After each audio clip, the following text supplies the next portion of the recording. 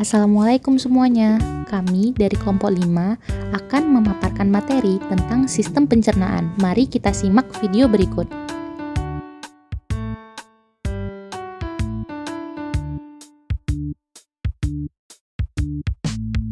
Apa sih sistem pencernaan manusia?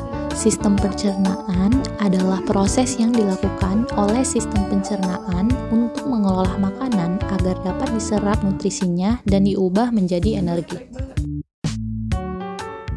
Organ-organ sistem pencernaan. Yang pertama ada mulut, kelenjar ludah, kerongkongan, lambung, usus halus, usus besar, rektum, dan anus. Mari kita simak fungsi setiap organnya pada sistem pencernaan. Mulut. Di dalam mulut manusia tersusun atas gigi, lidah, air liur, dan kelenjar ludah yang berfungsi menjalankan proses mekanik dan kimiawi dari makanan supaya bisa masuk ke pencernaan. Kerongkongan atau eksofagus. Kerongkongan adalah saluran penghubung antar mulut dan lambung. Di kerongkongan ini, semua minuman atau makanan yang sudah dikunyah akan menuju ke lambung. Berikutnya, lambung atau ventriculus. Lambung adalah kantung yang terletak di rongga perut sebelah kiri. Lambung berfungsi memecah makanan agar berubah menjadi seperti bubur. Di dalam lambung, makanan akan bercampur dengan zat asam dan enzim. Selanjutnya ada usus halus. Usus halus atau usus kecil adalah bagian terpanjang di saluran pencernaan manusia. Peran usus halus yaitu memecah sekaligus menyerap nutrisi dari makanan yang dikonsumsi. Usus halus terdiri atas 3 bagian, yaitu usus 12 jari, duodenum, usus kosong, jejunum, dan usus penyerap, ileum. Usus besar atau kolon. Usus besar mempunyai panjang sekitar 5-6 meter yang terdiri atas 3 bagian, yaitu sekum, kolon, dan rektum. Sisa makanan yang tidak diserap di usus halus secara perlahan bergerak menuju usus besar dan menjadi feses. Usus ini adalah bagian terakhir atau ujung dari sistem pencernaan. Yang berikutnya ada rektum. Rektum atau disebut juga poros usus merupakan bagian akhir dari usus besar. Rektum menjadi penghubung antara usus besar dengan anus. Organ ini berguna untuk menampung feses dari usus besar sampai tiba saatnya dikeluarkan tubuh lewat anus. Kemudian ada anus. Anus adalah lubang tempat saluran pencernaan berakhir yang menjadi jalan keluarnya feses dari dalam tubuh. Apabila feses telah siap dibuang, maka otot sfinkter akan mengatur pembukaan dan penutupan anus. Mari kita simak cara kerja sistem pencernaan manusia. Cara kerja yang pertama yaitu manusia mengonsumsi minuman dan makanan, lalu dimasukkan ke dalam mulut untuk dikunyah dan dihancurkan oleh gigi.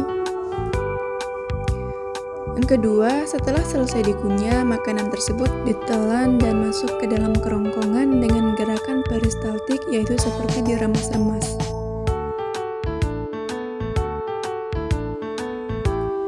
Cara kerja yang ketiga yaitu makanan mulai masuk ke lambung. Di tempat ini, makanan kembali dihaluskan dengan gerakan otot-otot lambung dan diproses secara kimiawi.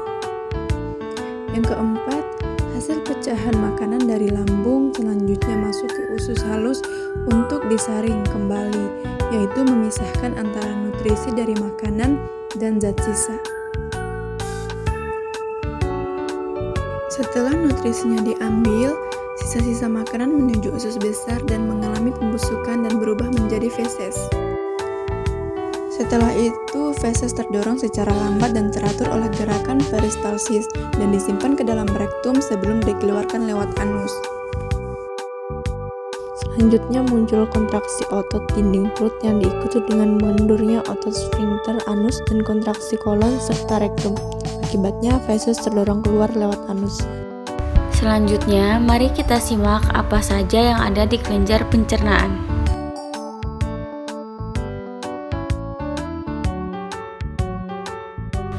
Yang pertama ialah ada kelenjar ludah. Kelenjar ludah menghasilkan ludah atau air liur yang biasa disebut saliva. Kelenjar ludah dalam rongga mulut ada 3 pasang, yaitu yang pertama ada kelenjar parotis, terletak di bawah telinga. Yang kedua ada kelenjar submandibuvalis, yaitu terletak di rahang bawah. Dan yang terakhir ialah kelenjar sublingualis yang terletak di bawah lidah. Selanjutnya ialah ada kelenjar lambung. Dinding lambung mengandung sel-sel kelenjar yang berfungsi sebagai kelenjar pencernaan yang menghasilkan getah lambung. Pada lambung terdapat getah lambung yang mengandung air lendir atau biasa disebut dengan musin, asam lambung, enzim renin, dan enzim pepsinogen.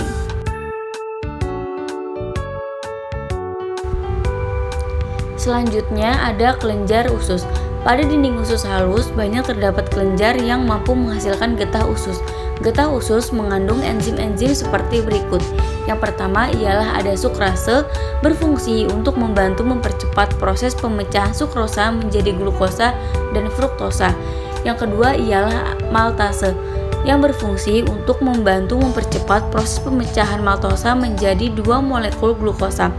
Yang ketiga ialah laktase, yang berfungsi untuk membantu mempercepat proses pemecahan laktosa menjadi glukosa dan galaktosa. Dan yang terakhir ialah enzim peptidase, yang berfungsi untuk membantu mempercepat proses pemecahan peptida menjadi asam amino.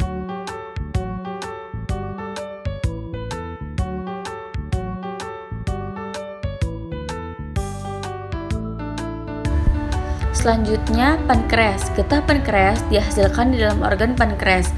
Pankreas ini berperan sebagai kelenjar eksokrin yang menghasilkan getah pankreas ke dalam saluran pencernaan dan sebagai kelenjar endokrin yang menghasilkan hormon insulin.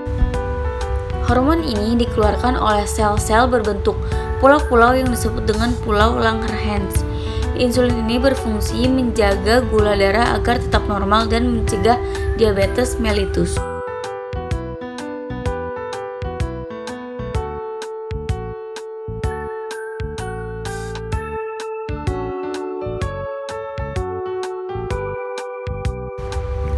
Selanjutnya ialah hati. Fungsi hati yang pertama yaitu sebagai memproduksi cairan empedu untuk menetralkan racun-racun yang masuk ke dalam tubuh. Cairan empedu berwarna kuning kehijauan, 86% berupa air dan tidak mengandung enzim. Akan tetapi mengandung mucin dan garam empedu yang berperan dalam pencernaan makanan. Cairan empedu tersusun atas bahan-bahan berikut. Yang pertama ialah air, yang kedua ialah mucin, yang ketiga ialah garam empedu.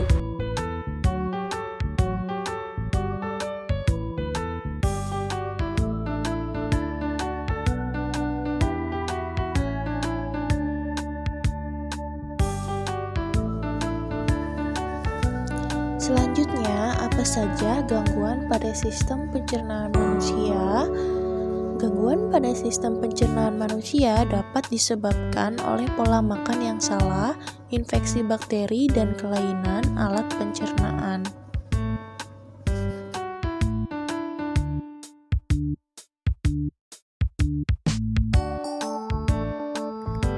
Gangguan pada sistem pencernaan manusia diantaranya yang pertama diare, yang kedua konstipasi atau sembelit, yang ketiga tukak lambung atau MAH.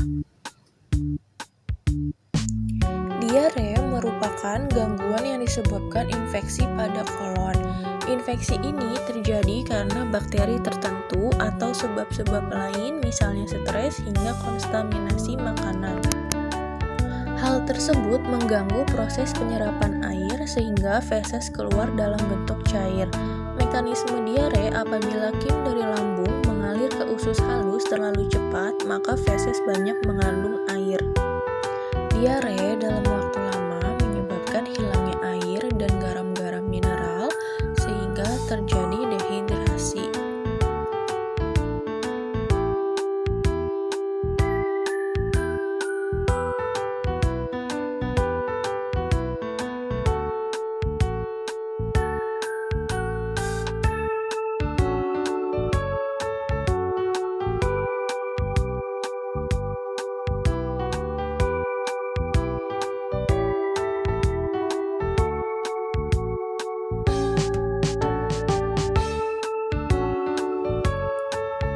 Selanjutnya yaitu konstipasi atau sembelit.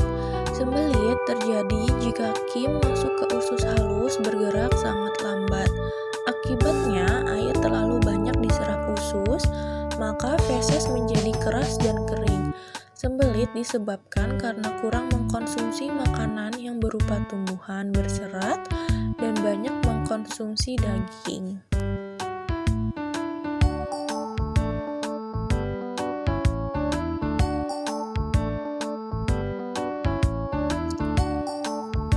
Selanjutnya yaitu tukak lambung mah atau ulkus.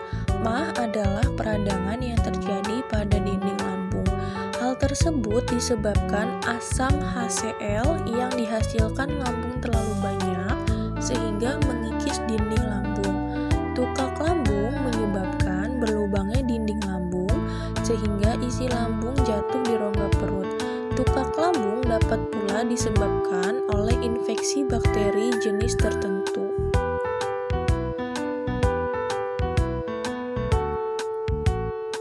Oke, mungkin cukup itu saja yang dapat kita sampaikan. Kurang lebihnya mohon maaf. Terima kasih sudah menonton.